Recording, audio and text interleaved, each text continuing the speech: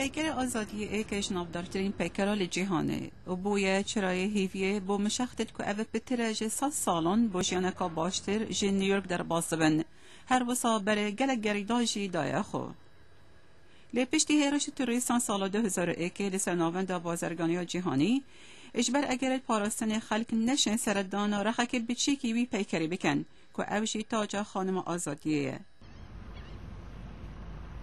لیلی چار حیوه هفت لروشا سرخوبون امریکا او تاج جا رکادی بو خلکی دیتا وکرن. دیرن باخ لباغ نشتیمانی بسخ بریا کاروبارت پیکر آزادی را بود. On America's birthday, this July 4, 2000. روزال دایگبون آمریکای 4 هیوا 7 سال 2009 و پشتی 8 سالان هم خوشحالین کودی ساوی دلی وبدین گل امریکی و گلن همه جهانی کو بشن سردانا پیکری آزادی بکن و بشن ناف تاجاوی. همی کس نشم چنه تاجا پیکری. دی پیش دا پیدویه کو گریدا بترجه 200 درجه دنافوی پیکری دا بچنه سری. پاشی لویر جهتانگ دبت.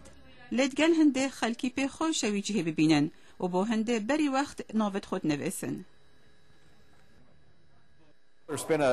جمارا کازورا کساب به تلفن و ایمیل پیوندی به دزگه پارکن اجتماعی کرینه و وان دوید بزن که چه وادشن ببینه یکم کس بچنه ناف تاجا پیکری آزادیه. کاربدز بشن روش وان راگه هندی کداش دوید تبه هندی خلکی ناو خو با دیتناوی جهه نویسی بو مال پراوان تک چو. مخابن هجمارا کسی کشن هر جاره تاجا پیکری ببینن دیا و بربت.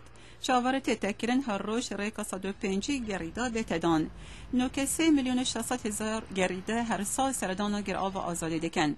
ویا دیاره کلی چاره هیوه هفت به ترج همی جها سردانا تاجا آزادی بتکرن. اف راپورتش بشکا کردی یا دنگ امریکا ها تبالاف کرن.